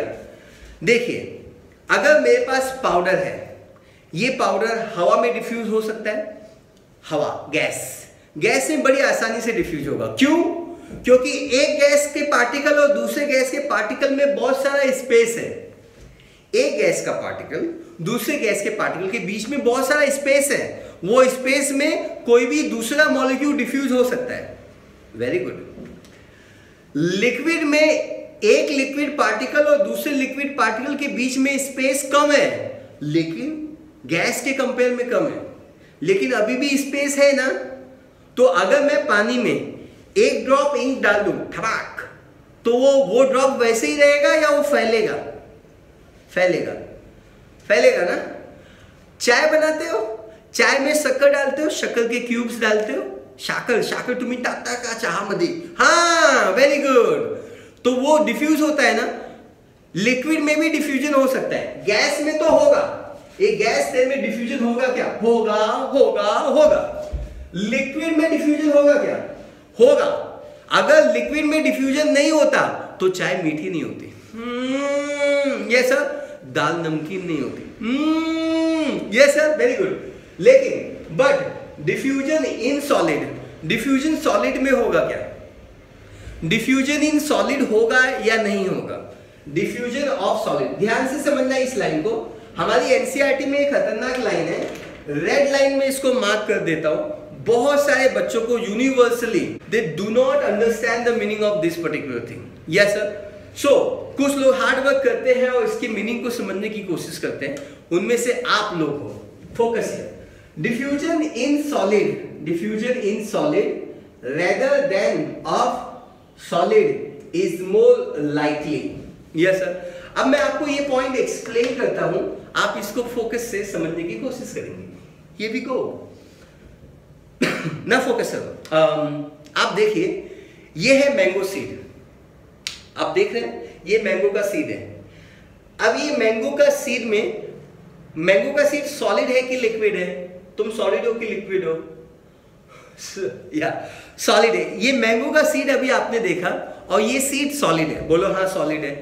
अब ये सीड के अंदर लिक्विड का डिफ्यूजन होगा कि नहीं, गैस का डिफ्यूजन होगा कि नहीं? Yes sir. So diffusion in solid, diffusion of liquid, पानी सीड में जाएगा कि नहीं? बोलो हाँ। गैस इस सीड में जाएगा कि नहीं? बोलो हाँ। नहीं तो ये मैंगो प्लांट क्यों देगा? नहीं देता ना। अगर उसको पानी नहीं मिलता और इसको हवा ऑक्सीजन नहीं मिलता तो ये प्लांट देता? नहीं देता। करता कि नहीं करता? तो क्या डिफ्यूजन इन सॉलिड पॉसिबल है? डिफ्यूजन इन सॉलिड पॉसिबल है? अरे मुझे मालूम है स्लो होगा, बट स्लो होगा। डिफ्यूजन इन सॉलिड, सॉलिड मतलब यहां पे हमने सॉलिड मतलब किसका एग्जांपल लिया हुआ है? मैंगो का सीड ले लो, बादाम का सीड ले लो, पिस्ते का सीड ले लो, जो भी मजबूत टिकाऊ लकड़ी से बना होता है। Yes sir. Diffusion in solid हम लोग एग्जांपल क्या ले रहे हैं? Mango seed. मैंगो का मौसम है इसलिए मैंगो सीड का एग्जांपल दे रहा हूं। Focus. Diffusion in solid, diffusion of gases या diffusion of liquid in solid possible है या नहीं है? तो हम बोलते हैं पॉसिबल है, लेकिन ये स्लो होगा। अरे स्लो क्यों होगा भाई? अरे स्लो इसलिए होगा क्योंकि गैस में दो गैस के पार्टिकल के बीच में मैं भी आ जा सकता हूं। दो लिक्विड के पार्टिकल के बीच में से मुझे आने जाने में डिफिकल्टी होगी, लेकिन फिर भी मैं कोशिश कर सकता हूं, क्योंकि दो पार्टिकल के बीच में गैस में स्पेस बहुत ज्यादा होता है। लिक्विड में जो स्पेस होता है दो पार्टिकल के बीच में वो भी ज्यादा होता है, गैस से कम होता है लेकिन ज्यादा होता है ना? बताया ना, पानी चाय में शुगर मिलता है ना? ओके ना फोकस।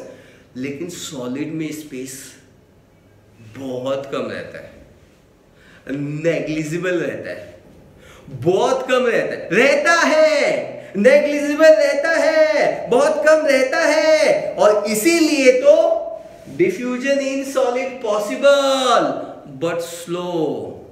लेकिन आपको दूसरी लाइन समझनी है, डिफ्यूजन ऑफ सॉलिड। क्या सॉलिड मूव होगा? क्या सॉलिड स्प्रेड होता है क्या? Yes sir. क्या डिफ्यूजन ऑफ सॉलिड होगा क्या? ये नहीं होगा। Yes sir. तो डिफ्यूजन ऑफ सॉलिड नहीं होगा, सॉलिड के अंदर डिफ्यूजन होगा, सॉलिड के अंदर डिफ्यूजन होगा, लेकिन सॉलिड डिफ्यूज करेगा क्या? मतलब एक पत्थर पड़ा हुआ है रास्ते पे, है ना? रास्ते पे पत्थर पड़ा हुआ है, वो बोल रहे, वो अभी उड़ेगा, बोलेगा मैं जा रहा हूं, मैं पूछूंगा किधर जा रहा हूं, वो बोलेगा नहीं मैं डिफ्यूज होने जा रहा हूं। तो पत्थर, चट्टाने, सॉलिड, आपका घर, अरे घर टूटता है, पत्थर को उठाया जाता है ना? लेकिन उनको उठाया जाता है, दीवार टूटती है, घर टूटता है, नई बिल्डिंगें बनती हैं, लेकिन ये आदमी करता है, वो डिफ्यूज होता है क्या? आपका अपार्टमेंट 4 दिन के बाद डिफ्यूज होके कहीं और जाने वाला है क्या? सॉलिड डिफ्यूज नहीं होता है ना? So diffusion in solid is possible but slow होगा, but diffusion of solid is not possible. Diffusion of solid no. तो यहां पे लाइन क्या लिखा हुआ है? Diffusion is obvious in gases, in liquids, but diffusion in solid more likely, ऐसा आप पढ़ने का, diffusion in solid more likely than of solid. मतलब सॉलिड का डिफ्यूजन, सुनो, सॉलिड का डिफ्यूजन नहीं होगा या बहुत कम होगा या रेयरली होगा, लेकिन सॉलिड के अंदर डिफ्यूजन विद इन सॉलिड होगा बट स्लो होगा। आई थिंक ये पॉसिबली मैंने बेस्ट तरीके से एक्सप्लेन किया हुआ है। आप इस को आप बाद में एक बार दोबारा, ये डिफिकल्ट पॉइंट है, आपको 2 बार कम से कम सुनना होगा, तो आप बाद में आप इसको सुन सकते हैं इस पॉइंट पे। अभी आप अपने नोटबुक में स्टार मार्क कर लीजिए, you can listen it again, you will definitely understand it. और हम जिंदगी की राहों में हमेशा मुस्कुराते रहेंगे और जिंदगी की राहों में हम हमेशा आगे बढ़ेंगे। अब मैं बात करना चाहूंगा आगे के बारे में। हमको बात करना है फैक्टर्स अफेक्टिंग डिफ्यूजन, ऐसे कौन से फैक्टर होते हैं जो डिफ्यूजन को अफेक्ट करते हैं। और लास्ट में हम लोग बात करेंगे ऐसे कौन से फैक्टर्स होते हैं, ऐसे कौन सी चीजें होती हैं जो डिफ्यूजन की वजह से होती है, मतलब what is the significant of diffusion. Yes sir. Ladies and gentlemen, let's talk about the next point, that is nothing but the point number 10. Point number 10 के बारे में बात करने हैं। Ladies and gentlemen, इस point में हम लोग क्या बात करने वाले हैं? हम लोग बात करने वाले हैं factors affecting diffusion. Factors affecting diffusion. Factors affecting diffusion के बारे में बात करने वाले हैं। I think this particular concept is very very clear. Everybody, India, come on, India, do know. जब हम लोग बात करते हैं factors affecting the diffusion, तो सबसे पहला जो फैक्टर आता है वो है concentration gradient. So, number 1, concentration gradient. तो क्या एक्सप्लेनेशन है? अगर कॉन्सेंट्रेशन, अगर आपने किसी भी ग्लास में 1 ड्रॉप इंक डाला तो डिफ्यूजन ज्यादा होगा, या आपने 5 ड्रॉप इंक डाला तो डिफ्यूजन ज्यादा होगा। 5 ड्रॉप इंक डाला तो फिर डिफ्यूजन ज्यादा होगा। अरे इंक का कॉन्सेंट्रेशन जैसे बढ़ता जाएगा, रेट ऑफ डिफ्यूजन बढ़ता जाएगा। Directly proportional to the concentration, diffusion is directly proportional to the concentration gradient.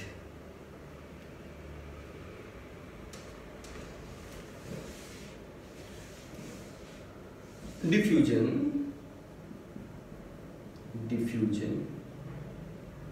is directly proportional. It is directly proportional to concentration.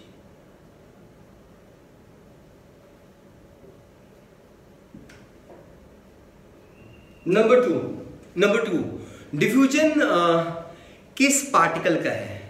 मतलब permeability of the membrane. Diffusion is also depend upon the permeability of membrane.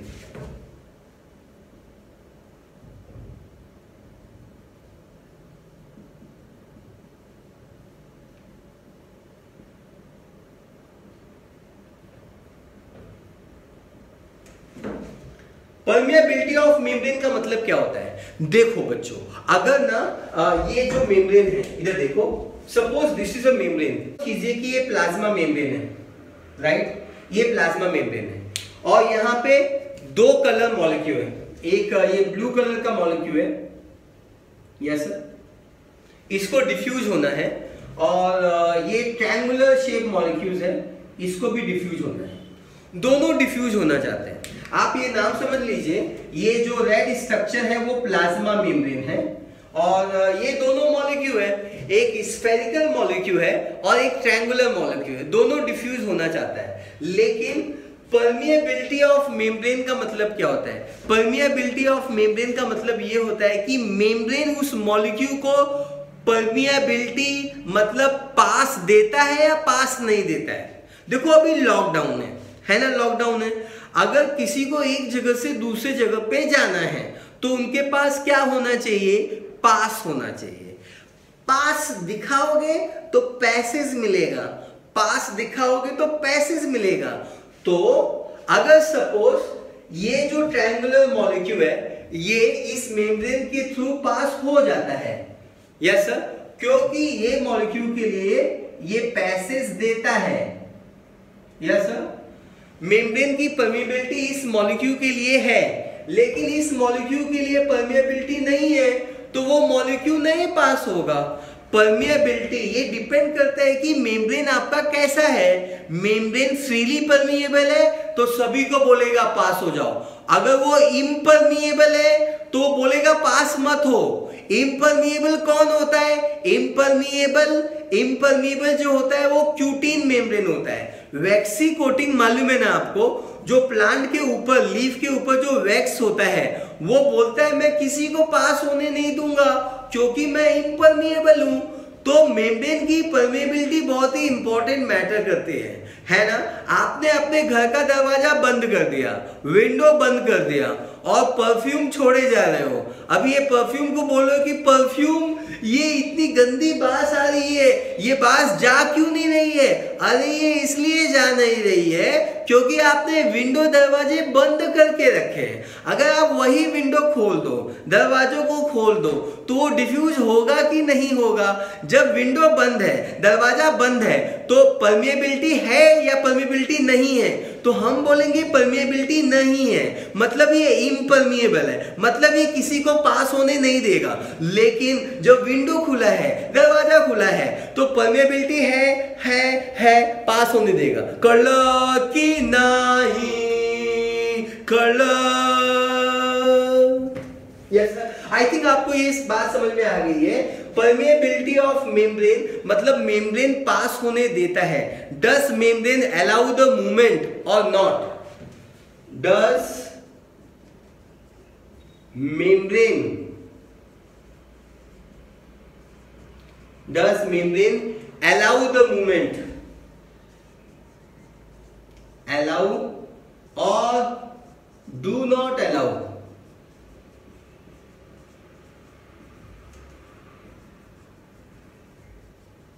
Allow or do not allow the movement?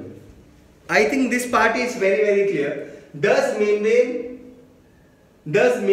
allow the movement or does not allow the movement? ये depend करता है diffusion, इस पे भी diffusion depend होता है। अब हम लोग नेक्स्ट पॉइंट के ऊपर मूव ऑन होते जा रहे हैं। Next point number 3 point is called as a temperature.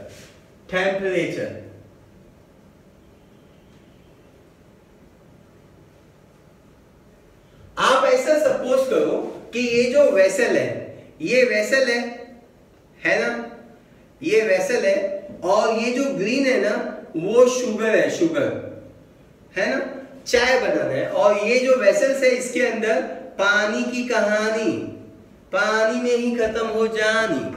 ये पानी है, ये वेसल है, मतलब आपको चाय बनाना है, बेसिकली समझ लीजिए। आपने वो चाय बनाना है तो आपने शक्कर मतलब शुगर ऐड किया।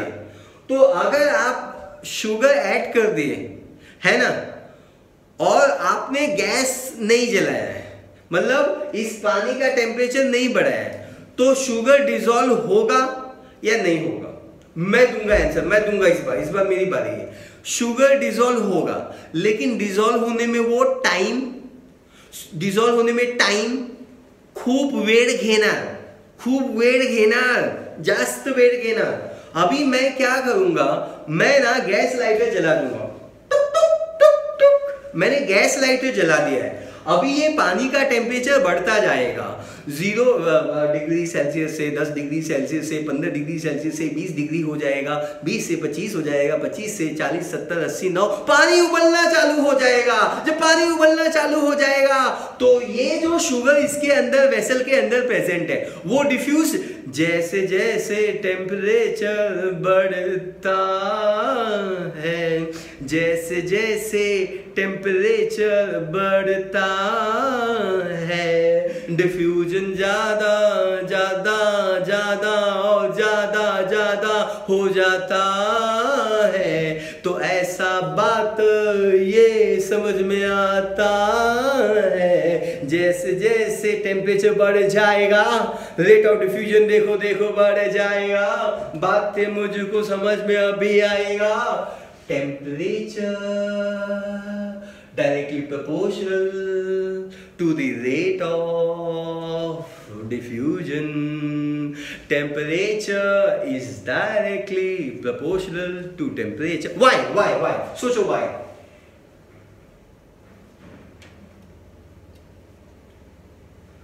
मोशन बढ़ जाएगा। जब टेम्परेचर बढ़ता है तो मॉलिक्यूल के बीच में डिस्टेंस बढ़ता है, इसलिए वो डिफ्यूज फास्ट होते हैं। Ladies and gentleman, clear the point है ना।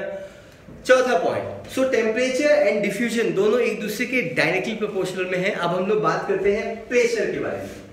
प्रेशर, यस सर, प्रेशर समझते हो? अरे रामू एक कप चाय लेके आना,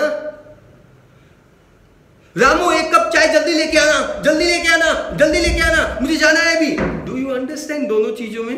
रामू एक कप चाय लेके आना, रामू एक कप चाय जल्दी लेके आना, मुझे जाना है। अरे प्रेशर, जैसे ही प्रेशर बढ़ेगा तो डिफ्यूजन बढ़ेगा। So pressure is also directly, हाँ thank you so much, diffusion, pressure is directly proportional to diffusion. Yes sir. Number 5 point आपको समझना है। Number 5 point, yes sir.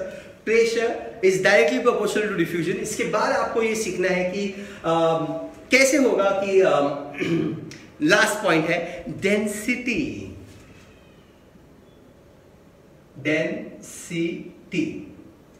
Yes sir, density.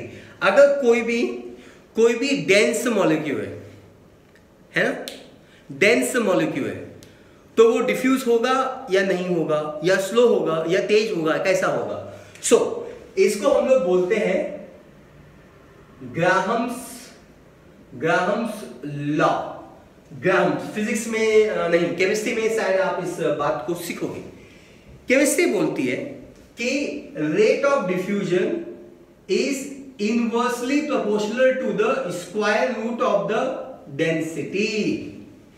नहीं, मैं लिखूं? ओके मैं लिखता हूं, रुको लिखता हूं। देखो ऐसा कैसा? Yes sir, rate of diffusion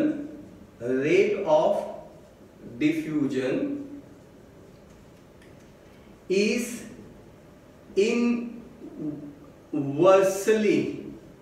inversely proportion, rate of diffusion is inversely proportion to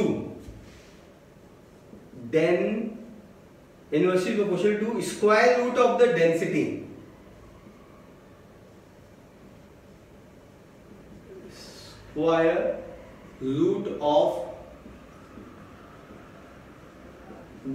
square root of the density. I think this concept is clear.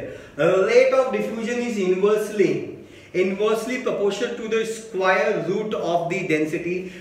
ये बॉक्स है, ये बॉक्स आपको क्लियर हो जाना चाहिए। I think this part is clear. Ladies and gentlemen, अभी हम लोग ने बात किए थे फैक्टर्स के बारे में, फैक्टर्स अफेक्टिंग डिफ्यूजन। पहला फैक्टर है कंसंट्रेशन ग्रेडियंट, बहुत ही स्ट्रॉन्ग पॉइंट है। Oh my God, concentration gradient, जैसे ही कंसंट्रेशन बढ़ता है डिफ्यूजन तेज होता है।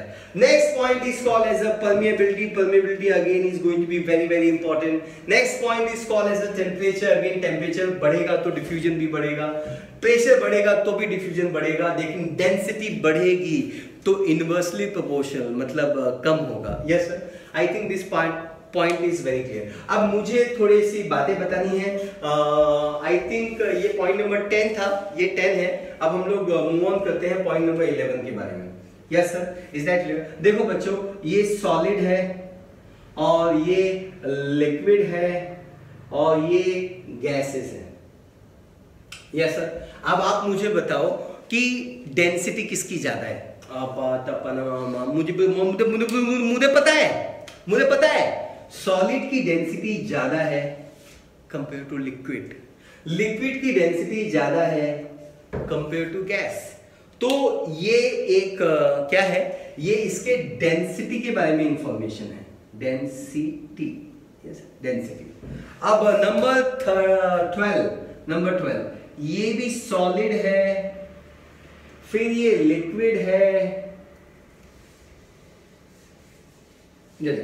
ये सॉलिड है, ये लिक्विड है, ये गैसेस है। मुझे बताओ रेट ऑफ डिफ्यूजन किसमें ज्यादा होने का पक्का इरादा? बोलो। सॉलिड है, लिक्विड है, गैसेस है। वेरी गुड, सही जवाब, वेरी गुड।